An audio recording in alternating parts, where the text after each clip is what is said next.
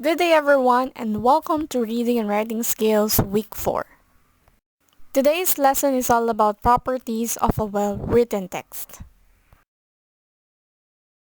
At the end of our lesson, you should be able to accomplish the following objectives. First, differentiate organization, coherence, and cohesion. Second, create an expository paragraph employing the properties of a well-written text. And share the importance of a well-written text in developing an effective and efficient paragraph. First property, we have organization. It is said that ideas are well developed when there is a clear statement of purpose, position, facts, examples, specific details, definitions, explanation, justifications, or opposing viewpoints. And remember class that we can only achieve organization when the following ideas or details are logically and accurately arranged. It should be in order. Let us identify which of the following texts show organization.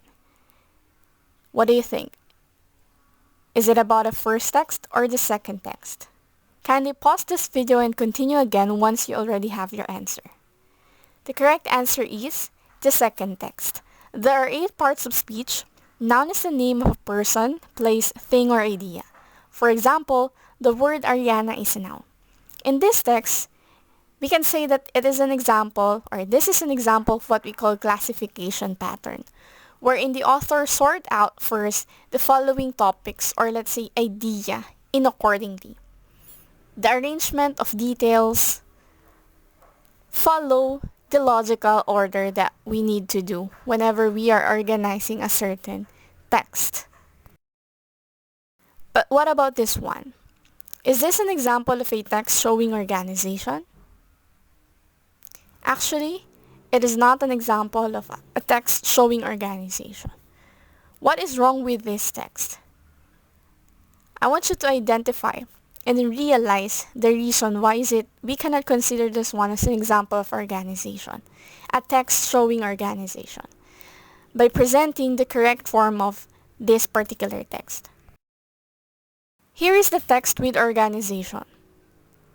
Although it is widely believed that Thomas Edison invented the light bulb, in reality, he was simply the one who created the first commercially light bulb. Along with his team, Edison improved the previous work of inventors who also worked on the same project. Compared to previous versions, what made his light bulb successful was his use of carbonized bamboo filament. This made the bulb last longer, and it was cheap enough to be available for the masses. This one is an example of a text showing organization. As you can see, aside from the author used transitional devices or transitional words to effectively shift one idea to another idea, we can also notice that the ideas are logically and accurately arranged.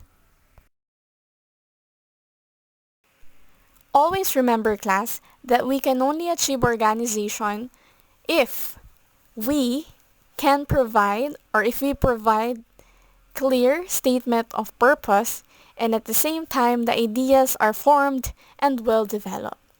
And if there is organization, moreover class, there will be coherence and cohesion, which is the next property of a well-written text. Other properties of a well-written text are coherence and cohesion. As far as I remember, I already mentioned these terminologies last time when we had our synchronous class. And today, we will learn more about this concept. Coherence, this means that sentences are arranged in a logical manner, making them easily understood by the reader. It occurs when ideas are connected at the conceptual level. Once again, class, in coherence, what we need to do is to check if the following sentences are directly related to the main topic or to the main idea. If it is connected, then therefore it is coherent. If it is not, then we need to revise the given text in order to make it proper. On the other hand, Cohesion refers to the connection of ideas at the sentence level. Since we are talking about sentence level, it is very important to check the grammatical construction of a certain text and make sure that it is proper and appropriate.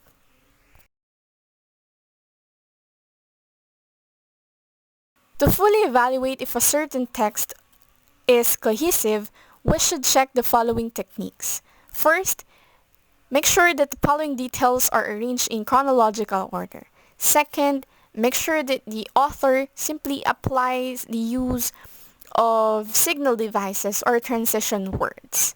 Remember that the significance of using signal devices or transition words is for us to really shift smoothly one idea from the other idea, for us to have a good transition.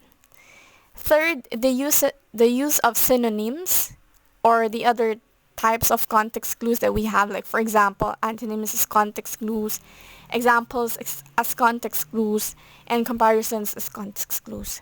We can always consider the other types of context clues, not just only synonyms class. And of course, last, the usage of appropriate pronouns. The reason why we need to apply or like integrate pronouns whenever we write is for us to avoid redundancy, which we consider error in terms of grammatical construction. Now, for me to assess if really understand the concept between coherence and cohesion, I have here two texts and I want you to identify which of the following texts show coherence and cohesion. Press 1, press 2. If you believe that that's the correct answer, you may pause this video and continue this video again once you already have your answer. Here, class, the correct answer is the second text. Rodrigo Duterte is the 16th President of the Republic of the Philippines. Aside from that, he also served as Davao City's mayor for a long period of time. He also known by the populace as an adamant leader. This one is the correct text showing coherence and cohesion. As you have noticed, in the first text, there is specific word being repeated, which is the name of Rodrigo Duterte. In order for us to address that error, we should use appropriate pronoun for that one. Okay? That's it. So we can say that the first text is coherence, however, it is not cohesive. As you can see, class, we have here same main idea, right? And we're talking about Rodrigo Duterte, which is the 16th president of the Philippines. However, in terms of grammatical construction, the first text is incorrect. Okay? So we can say that in the second text, it is both cohesive and coherent. Okay? That's it. What about this text, class? I want you to identify which of the following texts show coherence and cohesion. Just pause this video and then continue again once you already have your answer. The correct answer in this question is that second text. As you have noticed, class, they have similar main idea, which is about the Eiffel Tower. All the details are directly related with one another. That is why we can say that both of the texts shows like coherence, like they are both coherent. However, the first text is not cohesive. Therefore, we can say that in this question, the correct answer is the second text. Okay, it is both cohesive and coherent. There is an error specifically in the first text because the arrangement of ideas are not evidently like apply. There's a bit confusion about the arrangement, like specifically the phrase middle section, lowest sections, and top section. So that's why. The correct answer is the second text. It is both cohesive and coherent. There's an error on the first text. Okay? But what about this one? My favorite color is blue. I'm calm and relaxed. In the summer, I lie on the grass and look up. The correct answer for this one is coherent but not cohesive. As you can see, class, the remaining sentences are directly related with our main idea. However, there's an error specifically on the absence of transitional devices. That's why it's not cohesive.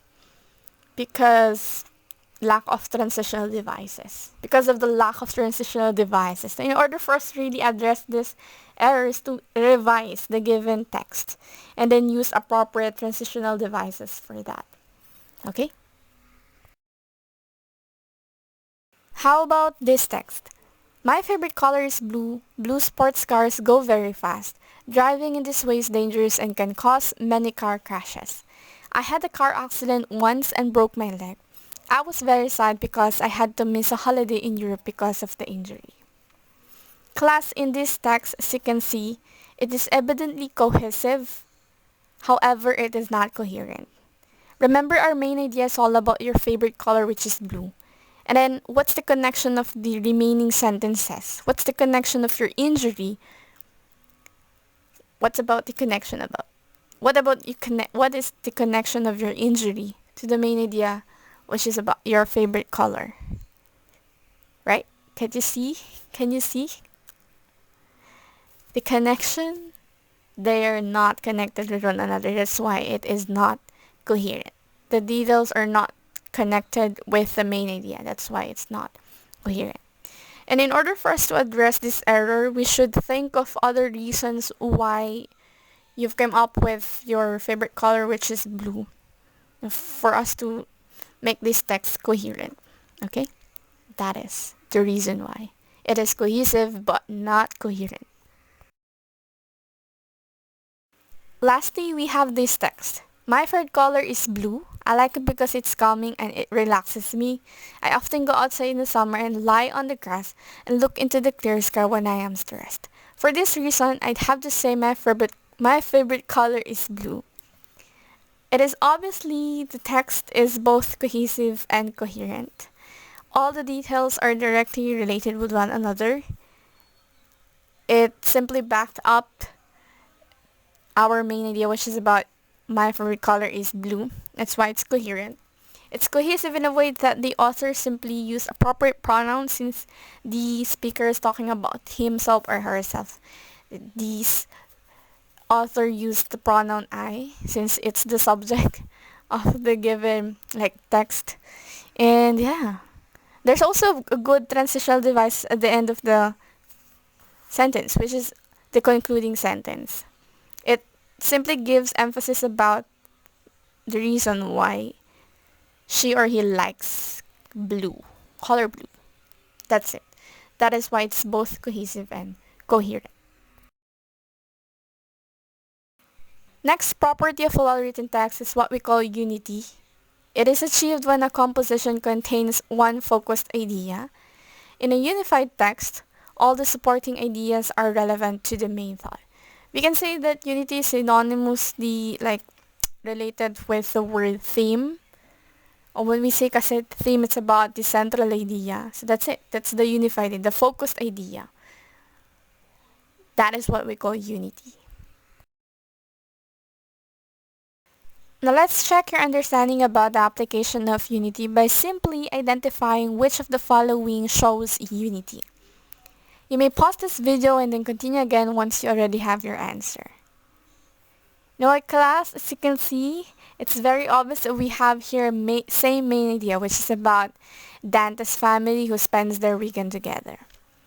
But here the correct answer, we are looking for the second text. That's the correct answer. The remaining sentence, the last sentence or the supporting sentence simply back up the main idea about the weekend getaway of Dante's family. On the first text, as you can see, there's this irrelevant information about linking with the weekend getaway of Dante's family. What is the connection of what's the connection of Marian and Ding Dong marriage 7 years ago to their weekend getaway? They don't have connection, that's why. We cannot consider that text having unity. Okay? Simply the correct answer here is the second text. It simply explained here how did they spend their weekend together. Yeah, they play, sing, and dance with their children, eat together with their relatives. That's why. That is the text showing unity. What about this one, class? Sunday is my favorite day because I can watch football with my dad, and there are other sports on the other days to watch on TV. This one is an example of a text which isn't showing anything or something like connected with one another. Like, what's the connection of the other sports on the other day to your favorite day, which is Sunday? Like, this one, this text doesn't show unity at all. No unity at all, class. Okay? Now, in order for us to really address this specific error in terms of the given text, what we need to do is to think of other reasons, perhaps other reasons why you've come up with your favorite day, which is Sunday. So you could like think of other reasons now to support your claim about Sunday is your favorite day. Okay? That's it. That is how we identify if a certain text contains unity or not. Once again, class, let me end my video by simply giving you the summary of our lesson for this day, which is all about the properties of a well-written text. And actually, this is just the first half of our lesson in properties. Once again, we discussed already organization, coherence, cohesion, and unity. When we say organization, we need to really focus about the arrangement of the following, such as the ideas, incident, details, evidence, and order. And it should follow logical and accurate like manner in gathering and at the same time organizing your text. Coherence is the connection of the ideas in the concept level. Remember that you really need to check if the following sentences are directly related with one another. If it is related, then therefore it's coherent. Okay? And you may simply answer the following questions such as, is the first topic related to the next? Is the sentence connected to the topic sentence? If they are related, if they're connected, then therefore the text is coherent. If it's not connected, related, and therefore the only thing that you can do not to address such error is to revise the text. Next, cohesion is the connection of ideas in the sentence level. Once again, we are talking about sentence level. That means it has something to do with the grammatical construction. And you may simply answer the following questions. Did it use pronouns properly? Did it use transitions? If they did, then therefore we can say it's cohesive. If they didn't, therefore we can revise the text, we can edit or modify that particular text to make it appropriate. Did it do repetition of the subject matter? If yes, then you should edit that one. Okay? Once again, that is cohesion. And lastly, we have the property which is about unity. It is oneness of ideas all pertaining to the theme or topic sentence, and you may simply check the following. We have the lead sentence, topic sentence, or thesis statement, and make sure that it should have unified idea, or let's say central idea. If it's linked with one another, we can sum up with them with connection. Therefore, it has unity. We can consider that certain text has unity. Once again, this is the part 1 of properties of a well-written text, and I hope that you learned something for today's discussion. Thanks for watching. See you in my next one. Please like, leave a comment, subscribe, and hit the bell button for more lessons to learn. Bye!